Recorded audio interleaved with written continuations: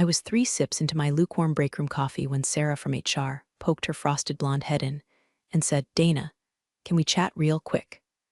That phrase, real quick, is corporate code for we're about to gut you like a trout and smile while we do it. So I followed her down the hall, past the same interns I trained last summer, past the server room I personally debugged during the great crash of 21, into that sterile little meeting cave where dreams go to flatline. 2 suits were already waiting. Sarah perched like a crow on the corner of the table. Tom from finance wouldn't meet my eye, and I knew something wasn't just off. It was about to be surgically removed. "Dana," Sarah said, tone dripping with faux sympathy, "the company's been doing some soul searching, and due to restructuring and cost optimization, your role is being sunsetted." Sunsetted. Like I'm a damn cruise, I nodded once. "Okay." Sarah blinked. She wasn't expecting calm. Most people panic, cry, plead for options, not me. I've been in this building for 15 years. I've seen 6 CEOs, 4 rebrands, and 2 stock crashes.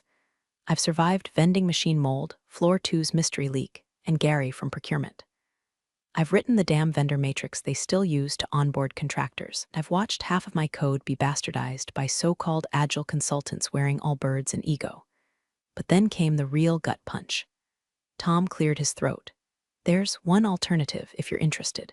We're creating a hybrid support role on facilities staff.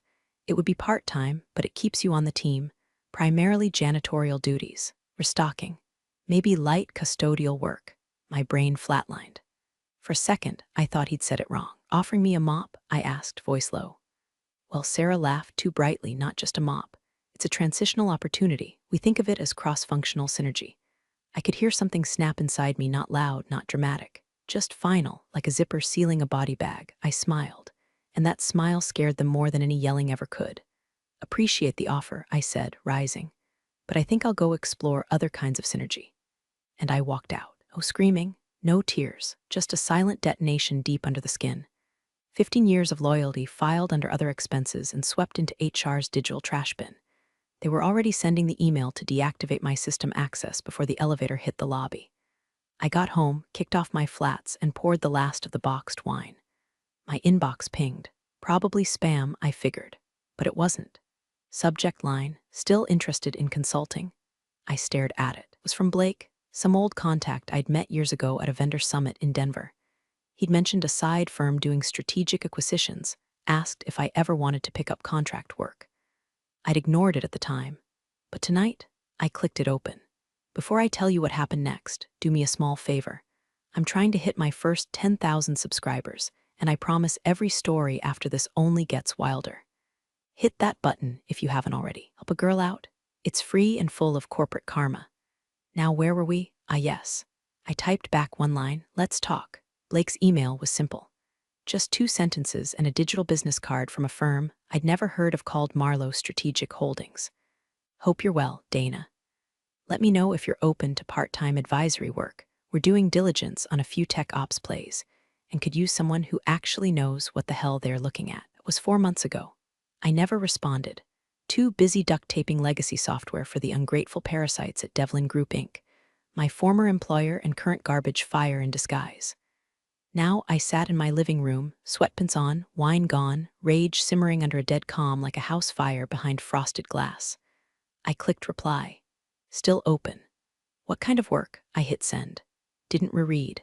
Didn't second guess, because the version of me that got offered a janitorial gig was dead. And the one typing now? She was fluent in bloodless revenge. 12 hours later, Blake called. Voice just as chill as I remembered, the kind that makes you picture a guy who owns too many watches and never uses a coaster. "We've got an opportunity," he said. "Ever heard of Bannon Holdings?" I laughed. "Only every time I had to do emergency reporting for them." "That's Devlin's parent." Silence on the line for a beat. "Wait," he said slowly. "You worked for Devlin? For 15 years, Jesus. We're about to start due diligence on them. I had no idea. Neither did they." He chuckled. "You want in?" "Yes," I said. "Send the NDA." The doc landed 10 minutes later. Tight, aggressive, ironclad. I skimmed, signed, and sent it back so fast I barely noticed the grin that had started crawling across my face. They wanted vendor risk. I was the vendor system. Wanted legal flags. I wrote half the contracts still gathering dust in their SharePoint graveyard. They wanted someone who knew how to dig through a company's soul with a scalpel and find the tumor. I had built the damn tumor. We met over Zoom the next day. Their due diligence folder was thin, too thin, some PDFs. Sloppy org charts, list of major clients and known system dependencies that read like it was made by someone trying to bluff their way through a third-round interview. I asked one question: who's your lead on systems architecture? Blake raised an eyebrow.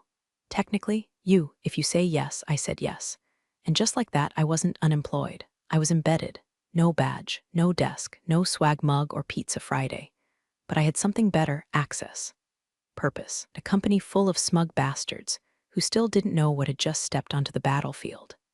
Now, let's talk about the clause I buried in the vendor agreement back in 2017. The one that's about to make somebody's M and a department cry. Blake's team dumped the files into a shared drive labeled Devlin DUE Diligence Phase 1. It was a digital landfill of half-baked reports, expired audit trails, spreadsheets written by people who clearly thought conditional formatting was sorcery. I opened one folder labeled IT Infrastructure Overview and actually laughed out loud. They'd included a system diagram that hadn't been updated since before COVID. The cloud architecture was still referencing servers we decommissioned in 2019 and listed under security protocol owners. My name, Dana M. Tilden, still there, still spelled wrong. Still binding. Deeper I dug, the worse it got. The firm had no idea what kind of spaghetti mess they were walking into. No current software audit. No clear understanding of the third-party plugins duct-taped into mission-critical systems. They didn't even realize the customer support dashboard was running off a deprecated API that had been flagged in a vendor alert 18 months ago. Devlin never paid for the patch. Just rerouted traffic and hoped nobody noticed. Those contracts? I opened a PDF titled Vendor Exclusive Master Agreement 2017 and felt a chill ripple up my spine. Page 4, Section B, Clause 7.3. I'd written it. Hell, I fought for it during a screaming match in legal's glass box office when some hotshot exec wanted to cut corners and skip exclusivity language. In the event of acquisition or asset transfer, all associated vendor rights become immediately non-transferable unless renegotiated under original pricing conditions and mutual consent.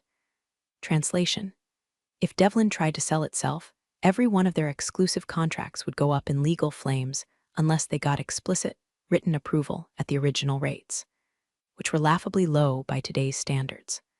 I highlighted the clause, dropped a comment. Potential acquisition blocker, urgent flag. I opened a fresh Lucidchart doc and started drawing. I mapped out every system I ever touched, every integration, every undocumented failover, every stupid shortcut we were forced to take when some exec wanted agile optimization without a budget. The blueprint of Devlin's digital intestines came pouring out of me like bile. By the time I was done, I'd built a war map so detailed I could practically see where the rot would spread first. Payment processing, vulnerable, inventory sync, threadbare, customer data compliance. You don't want to know. I labeled each system with its dependency score, maintenance lag, and the last known audit, most of which were never completed. And at the bottom corner, I dropped in a note. 90% of the stack is still running off platforms I architected personally. No upgrades, no redundancy. You own them, you own their failures. I sat back and stared at the screen. Not with pride, not even with bitterness. Just a strange, clear satisfaction. Like finally diagnosing the disease that almost killed you, because I wasn't documenting a company anymore. I was digging a grave. That night, I got a Slack ping from Blake. Holy shit, this map is gold. Nah, Blake, it's not gold, it's gasoline. 2 nights later, I logged into Devlin's internal vendor portal out of sheer morbid curiosity and nearly dropped my tea. I was still in. Not admin level, full permissions, but enough. Apparently someone in IT had left my consultant profile active. Probably flagged it for removal in the next quarterly sweep. HR's version of spring cleaning. But for now, I was a ghost in the system. No alarms, no blocked credentials, just quiet access to a dusty corner of a company that still thought I was gone. I didn't hack anything, didn't spoof, didn't bypass security. I clicked the same link I'd used for 3 years, entered the same credentials, and boom, there I was. Dana M. Tilden, Strategic Operations Liaison, with a consultant tag still dangling off my digital name badge like a toe tag on a corpse. I clicked Vendor Archive, waited, clicked Master Contracts, waited again. And there it was, a master vendor list, last updated 6 weeks ago. The PDF opened in slow motion, the weight of it settling across my shoulders like an old coat I never should have taken off. Pages and pages of contracts, addendums, clause stacks. Names I hadn't seen in years, third-party logistics, customer behavior analytics, a sleep-deprived startup we onboarded in 2020 that was probably still running on cold brew and hope. And on page 19, there it was. Clause 14b, buried like a landmine under 7 layers of boilerplate. In the event of corporate ownership transfer, client exclusivity and service provision shall be considered null and void unless renegotiated with original signatory terms under a certified continuity agreement. I remembered writing that clause with my blood. I remembered legal telling me it was too aggressive. I remembered winning. And now, that clause was still binding. Dozens of contracts, entire infrastructure pipelines, all tied to a tiny paragraph that could unravel them in a sale, because you can't sell what no longer legally exists post-acquisition. I downloaded the file, legally, through my still-active profile and closed the window. I logged out, cleared the history, shredded the device ID. I wasn't breaking in. I was taking inventory of what I already built. Back on the Zoom with Blake's team, I dropped the file into our secure channel and typed one sentence: "They can't sell what they can't transfer." No one responded for a full minute. Blake added a red flag tag and forwarded it to legal. I sat in the dark, letting it settle. They thought they deleted me. Turns out they just archived me and forgot I still had the keys. Not bad for janitor, huh? The cafe smelled like scorched espresso and startups. You know, the kind, half-assembled furniture, acoustic indie covers of songs that used to mean something, and tables full of people pretending Slack is a personality. I was at the corner one, laptop open, sipping a drink that had the audacity to cost $9 but still tasted like guilt and almonds. Blake was across from me, tapping away on his Mac like he was defusing a bomb. 2 junior analysts beside us whispered over financial models like kids cramming for finals. We were finalizing the package, the one that would land like a sledgehammer on Devlin's boardroom table. It was tight, brutal, beautiful. Then my phone buzzed. LinkedIn notification. Brian Keller has posted an update. Brian Keller, Devlin's CEO, human LinkedIn post come to life. A man whose only talent was surviving long enough to climb the ladder and convincing other people he'd built it. I clicked it out of habit. And there it was, in all its corporate gaslighting glory. Leadership isn't about popularity, it's about vision. Tough decisions pave the way for leaner, stronger futures. Out of the resilience our team is showing during this season of transformation. Attached, a photo of him smiling in front of a glass wall, sleeves rolled, arms crossed, looking like a rejected stock photo of thoughtful executive. Hashtag to hell. #leadership, #resilience, #transformation Tuesday. I almost choked on my overpriced latte. "Hey Blake," I said, tilting my screen toward him. "Know how they're trying to pitch themselves as a streamlined operation?" "Yeah. Well, their fearless leader here has a history of deferring IT audits to save costs. At least 2 years' worth. He also delayed every major license renewal last year and rolled it into emergency spend." Blake blinked. "You're sure?" I was the one yelling about it. He was the one ignoring the reports. He motioned to one of the analysts. "Flag that. System risk." Add a supplemental note about audit lapses. They both started typing like they were on fire. I kept scrolling. Brian's post had racked up 400 likes, mostly from industry bootlickers and former interns hoping to climb a ladder he'd probably rip out from under them. Someone had commented, "Inspiring." Another said, "True leadership." And me, I laughed. Quiet, sharp, surgical, because I knew what was coming. Brian thought he was riding the storm, didn't realize the storm was already inside the building, wearing his old consultant badge and smiling like the devil sipping decaf. It wasn't just schadenfreude anymore. It was precision. Every sentence he published became another breadcrumb, another data point we could fold into our acquisition risk report. His vanity was our crowbar. His vision was a liability. The knife wasn't just being sharpened. It was already pressed to the bone. And the best part, handed it to me himself. It started with a text from Ellie in compliance. "Are you okay?" No context. No follow-up, just that. Like I'd been in a car crash, not a cost-cutting spreadsheet massacre. Then came another from Marcia in vendor ops. They're freaking out. Keller just pulled us into an all-hands and said something vague about fortifying legal exposure. Half the team thinks we're getting acquired. Other half thinks layoffs round 2. No one's sleeping. Then Scott, the one I used to share vending machine rants with, sent a message that actually made me laugh out loud in the middle of a meeting. Whatever's happening, it smells like your kind of chaos. If you're involved, blink twice. I didn't blink, didn't reply, didn't give them what they were really asking, is this you're doing? Because I wasn't doing anything to them. They were just standing too close to the match when the fuse finally caught. That same afternoon, email hit my inbox. Subject, reconnecting from Sarah Holtz, HR, like a bad sequel nobody asked for. Hi Dana, hope you're well. I wanted to touch base and see if you'd consider returning in a short-term advisory role. We're reevaluating a few systems, and your historical knowledge could be invaluable to the leadership team as we explore some organizational pivots. Organizational pivots.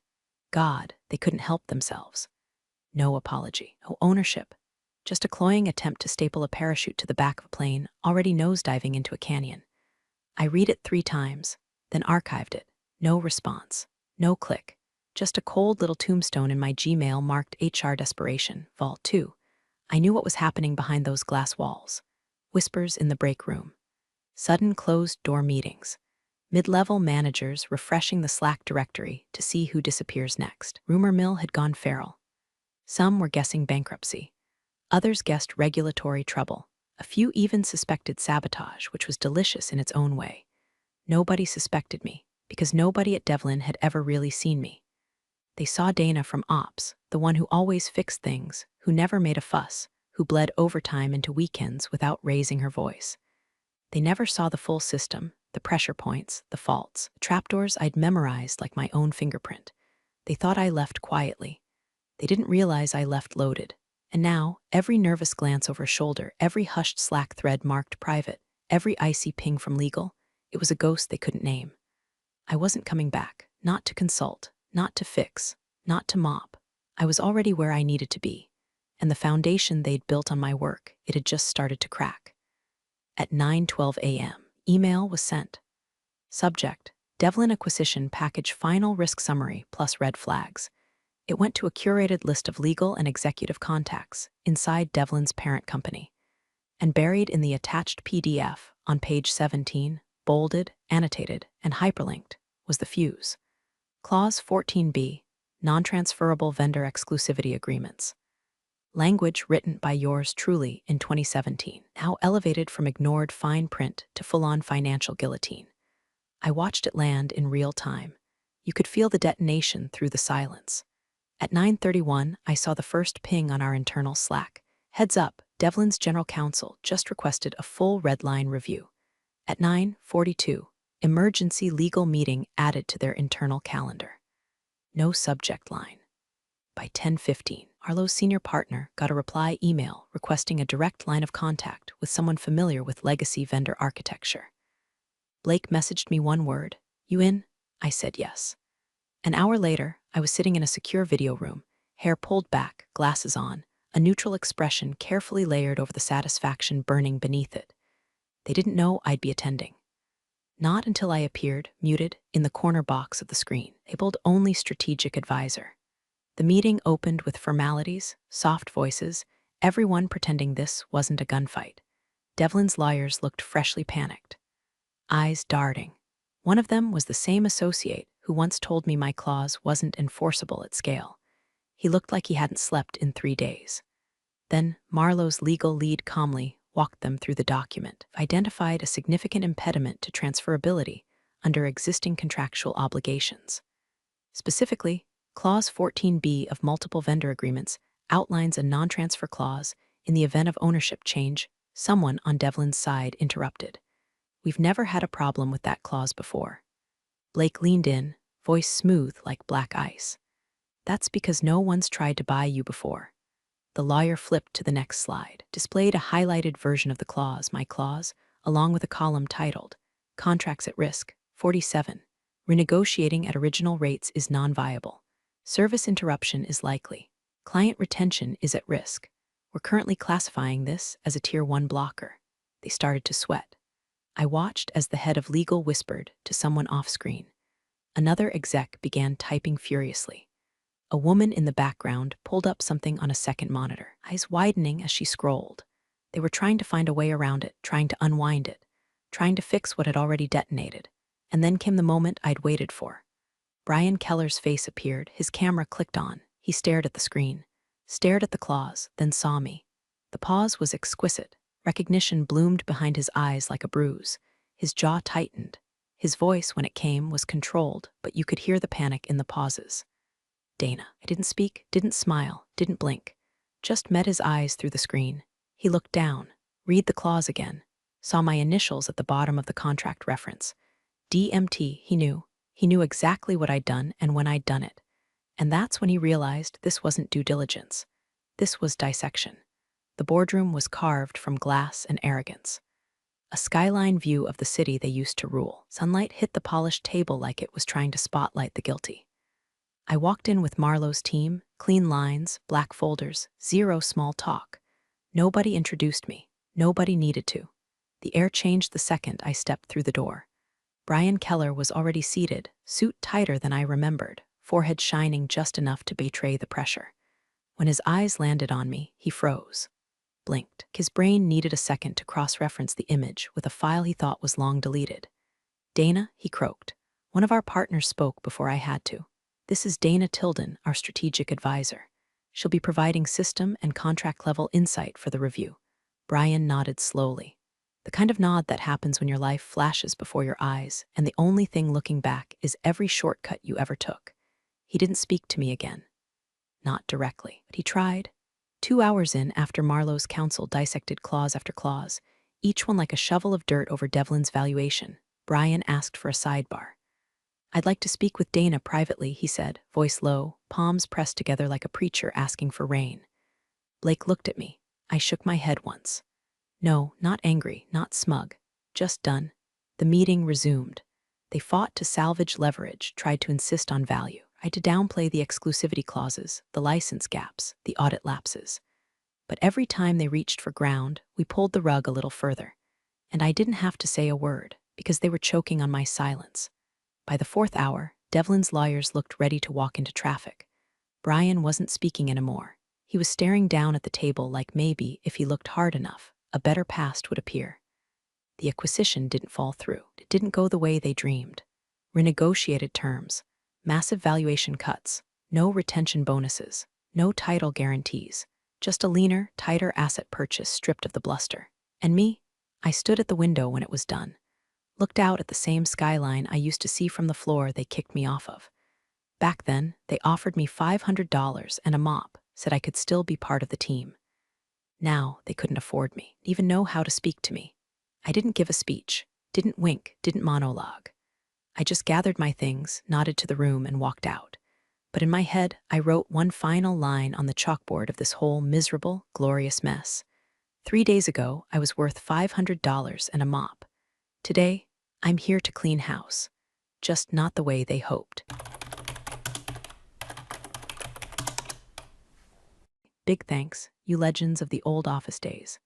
Subscribe to keep the switch-flicking chaos alive. Your ex-boss is shaking in their loafers.